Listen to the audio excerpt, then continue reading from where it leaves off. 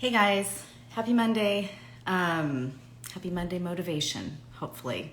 I'm Noelle, Elevage Wine Coaching, and for today's Motivation Monday, I'm going to be talking about the MW entrance exam. Our last week, I think, Motivation Monday was the application process. Or maybe that was a couple weeks ago. I'm losing track. But I know a lot of you are curious or are actually applying. So I wanted to share my thoughts, my experience. As always, look at the Institute of Masters of Wine, which is a fantastic website. Look at their website for anything that you want. I'm just sharing my personal experience and hopefully motivating you if you're on the fence about applying or just nervous about what the entrance exam might entail. So we'll go over that briefly. If you have any questions, put them in the chat or feel free to just reach out to me, email, DM, what have you. I will get back to you and happy to answer anything. So applications are in process and you need to wrap those up, I think by the 27th, so pretty soon. So applications, and then you've got your 2 entrance exams. And don't panic, I know it's an exam, but they're gonna just look at my understanding is look at your promise for being an MW student. Do you have the potential? So there's 2 parts and they open on the 31st, so next week, and you have all of June to complete them, and then July 1st is the deadline. And you've got your theory part and you've got your practical part, which is the tasting part. So if I say tasting, I'm referring to the practical part of the exam. You have 90 minutes for each one. You can take them both on the same day, or you can spread them out. And I spread them out. I took one week and one another week. And if you're not in a rush, I recommend that. It just kind of gives you some breathing room, and there's really no reason to try to jam them into one day unless you're procrastinating and wait till the last day, which I know some people do. So we'll talk about the theory one first. Again, 90 minutes. And for theory, it's going to be an essay. And if you're not familiar with how to write an essay, Richard Hemming has a fantastic video on the IMW website, just walking you through how to do that. And again, this is just, do you show potential for the program? And the questions will come from past MW exams, which sounds daunting because you're like, I'm just applying for the frickin' program. I'm not an MW yet. I can't answer a past MW exam question. They don't expect you to answer it perfectly, obviously. But go back and look at, they've published all the past IMW questions. They've published the past entrance exam questions, and I would pay particular attention to those. I would print them out and familiarize yourself with those. I think they just have published the past 2 years entrance exam questions. So there tends to be some repeat customers with those questions. So just familiarize yourself with those. There's going to be 3 questions on the day of the exam, and you can select one of 3. And my understanding is that there will always be a question on paper 1, which is viticulture. And there will always be a question on paper 4, which is wine business. And then that 3rd question rotates between a paper 2 question, which is winemaking, vinification, and paper 3, which is the handling of wine. So some strategies that I heard from people preparing, they just thinking that I'm only going to study viticulture and I'm only going to prepare for that question, or I'm only going to prepare for the wine business question, because those do, in the past, have always come up. So that's one strategy, if you want to do that. That freaked me out. I was like, nope, because knowing my luck, I will only study one topic and something else will come up. So I did a wide range. Did I overstudy for the entrance exam? Yes. Hardcore yes. I think I put together maybe 40 outlines, yes, on a wide variety of topics, just so I could wrap my brain around them. And that was a lot. That was probably too much for the actual entrance exam. The 3 questions that I got to choose from, one was on cover crops, one was on malolactic fermentation, and one was on private labels. And I'd actually done some studying and outline for each one. So it was not a complete waste of time.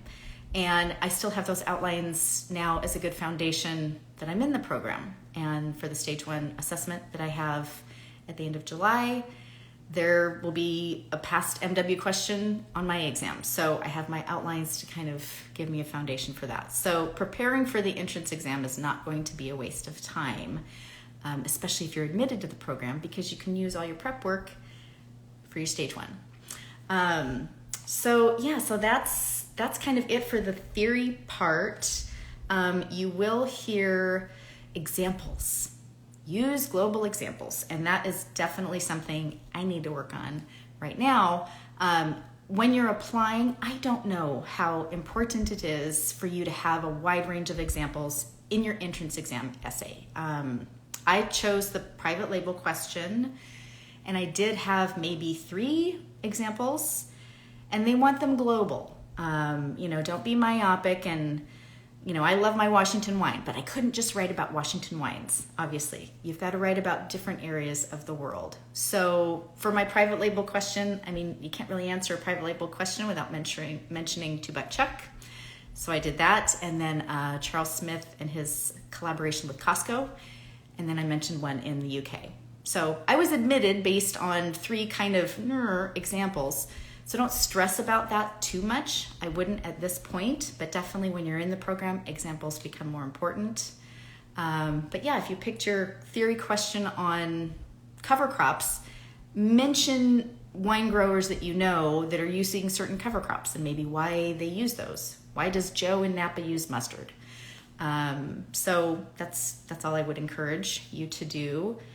When you take your exam, it's on a certain software that they use called Surpass, and you will only be able to access that on your computer. So don't be thinking that you'll be able to cut and paste from something you have pre-prepared and slap that into the essay. That is not going to happen. And they are very big, understandably, about plagiarism, and they run a plagiarism software through all the questions through all the answers. And colluding. So there's a big difference between collaborating with fellow students, which is great, share information, share your wealth of knowledge, and colluding where you're essentially, cheating, let's be honest. Just don't do that. If you need to do that to get into the program, you're going to get your ass kicked in the program. I'll just say right out loud. So think about that and use your own words and your own thoughts. And if you're quoting somebody, if you're quoting Bob in Napa as to why he uses mustard, say that. Say, just play it safe. So that is the theory part of the exam. Again, you can take that one day and then take a breath and then take your practical tasting on another day. So for practical, you have 4 wines that they will tell you, and spoiler alert, they're up on the website right now. So if you're applying, you've got 2 different styles of Chenin this year. One is a demi-sec Vouvray. One is, I'm assuming, a dry from Stellenbosch. And then you've got a 10-year-old Tawny Port and a dry Oloroso. So they're on the website. Go check that out. I will talk about what I had. I'm not going to talk about what you have. So I had 2 different styles of Riesling, a Spätlese from the Mosel, and then a dry from Alsace, were my first 2 whites. And then I had a pale cream sherry, which for the life of me, I could not find anywhere. I could find cream sherry, but I couldn't find pale cream. And then a dry Amontillado. So if you can't find the wines, that's fine. Do some research, pull up some text sheets, make a dry note about the wines.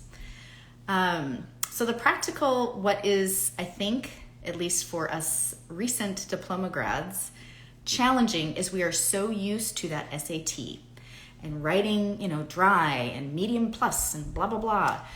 And that is a good start. That's kind of gathering your evidence for what you want to put in your practical exam answer.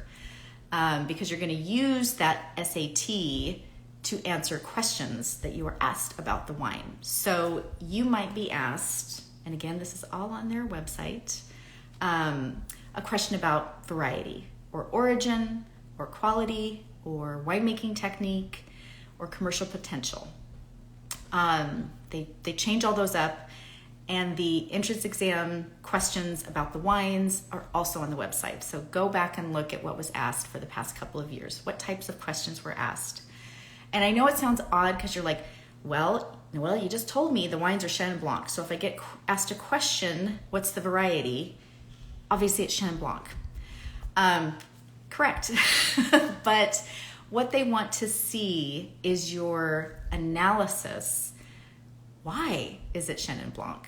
You know it is, but why is it not Riesling? What about what is in the glass is telling you that this is Chenin Blanc? And maybe funnel. I always funneled a couple things. I think that's highly encouraged. But why is it not Chardonnay? Is it because they're in a range of sweetness levels? Is it the acidity level? So things like that. And I would just be prepared to answer about the 4 wines that you've been assigned, those different questions. And for fortified, definitely commercial potential and winemaking techniques. So refamiliarize yourself with how those fortified wines are produced. And commercial potential, that's a new one for us recent diploma grads. Basically, who would buy this and why would they buy this? And always going back to what's in your glass as evidence for your answer. We all know fortified wines are not extremely popular. Why is that? Why is a bright, fresh, fruity rosé popular? And who's it popular with? Is it a kind of a niche market or is it widespread? Who's buying it? Is it the person that goes to the grocery store and gets their wines? Or is it kind of us wine nerds who go to our little boutique restaurant or wine store and look there? So what is it about the wine that, makes it appealing to a certain type of consumer? Is it easygoing? Is it complex? Stuff like that. So again, I'm preaching, I wish I'd heard this last year. Don't stress out too much. It's just, it's part of your application. Obviously, if you completely bomb this, you probably won't get admitted. But they're going to look at your answers in conjunction with your application that you already filed, or at least hopefully in the next few days. So it's not all dependent on these entrance exam answers. But don't, especially if you are a recent diploma grad, don't just give them a tasting note because that's not enough at this level. And it is, at least it was for me, hard to switch out of that mindset and kind of go into, okay, well, why is this Riesling from the Mosel? What tells me that it's from the Mosel as opposed to Alsace? And just kind of try to structure those arguments in preparation for your entrance exams. And so Richard Hemmings, his videos on the IMW website, one walks you through kind of a structure of an essay. If you're like me and you've been out of school for a while, it's been probably a while since you've written an essay. You have your intro. What am I going to talk about? And here's my arguments. And most of these essays, the answer is not black and white. It depends. That cover crop question that I mentioned earlier, I think it was, are cover crops worthwhile? Well, obviously it depends. It depends on where you're at in the world. It depends on what budget the vineyard has. Do they want to be organic? Are they conventional, making high volume inexpensive wines? Quite often the answer is very gray and very squishy. There's not usually a yes or no answer. Mine was on private labels that I went, that's the one that I chose, and it was kind of discussing the pros and cons of those, or the advantages and disadvantages. So refamiliarize yourself with SWOT and being able to see all sides of these topics. And the Masters of Wine, it's global and it's all wine styles. It's not just your first growths and your Grand Cru, it's your yellowtails. And I just had an Apothic Red in a blind tasting the other day. So it's all of those wines. And why does Apothic Red appeal to so many people?